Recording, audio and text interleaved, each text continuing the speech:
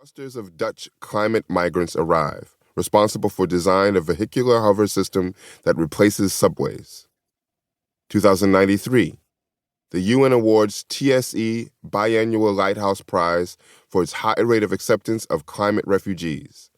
Damaged lower city economy stabilizes due to real estate investments from St. John Enterprises.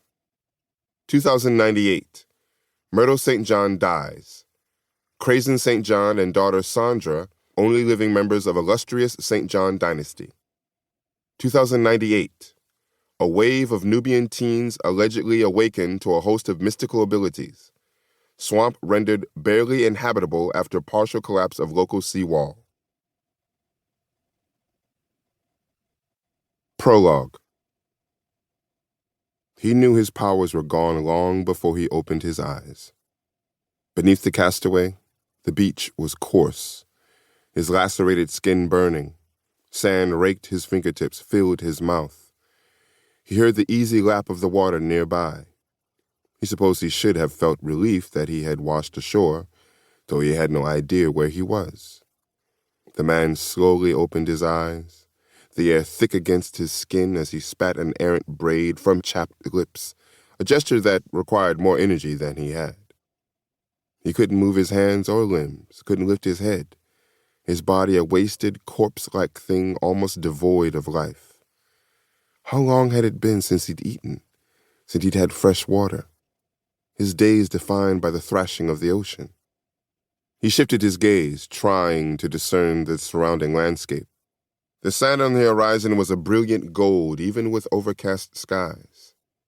The castaway lifted his eyes slightly, barely making out the thick copse of palm trees dotting the horizon. A hole opened in the castaway's chest, an agonizing chasm of regret and grief. As much as he wanted it to be, he knew this land wasn't Nubia, and even worse, he knew he'd lost the glorious, wondrous thing he cherished above all else. He closed his eyes, his mind racing to the recent past, to the hurricane he'd chosen to create as an exercise of power. Doing so was his divine right as both sovereign and catalyst, a ritual that would have strengthened his connection to the kinetic.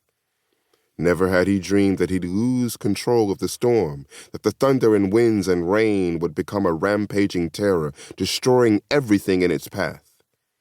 His people barely had time to get to the boats as they shrieked and moaned and wailed, sounds that hadn't desecrated his land in eons.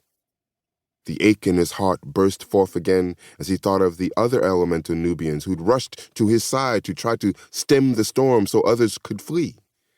How many people had escaped? Had his wife made it to safety? His brother? "You have to leave with us, you numbskull," his brother had begged, running up to him during the storm. "You must come now or you'll drown." In response, the man had tried to make light of the situation, letting forth a small smile, trying to convey that this absurd situation would soon be resolved, that Nubians would never be run off their land by a storm. Anything to get his stubborn sibling onto the boats to watch over their family. He remembered seeing the last of the vessels leave the shore of his island home amid the wind and rain. He whispered a quick prayer for his pregnant wife as a small league disappeared on undulating waves. The rain grew thicker, and he could barely see the hands he held in front of his body, trying to focus his gifts. He finally grasped that all was lost when the gigantic wave reached the shores of the only home he'd known, and battered his head and arms and torso, and filled his lungs and swept him away, drowning out the screams of the other elementals who'd stood by him. He didn't know how long he'd lost consciousness for, how his body had managed to rise to the ocean's surface from the depths. But when he awoke, he was shocked to find that life still throbbed within his veins. He was even more shocked to find that he was surrounded by floating debris. A Nubian boat, he was sure, destroyed by the hurricane. No survivors to be found. And so he'd clung to a large piece of driftwood as day turned to night, shame eating away at him as he cried, a being once heralded for his power reduced to such vulgar circumstances. His head pounded. He could barely stay awake, much less call forth his gift. And then, after 2 full days had passed and the storm had subsided to reveal a bright blue sky, it had happened.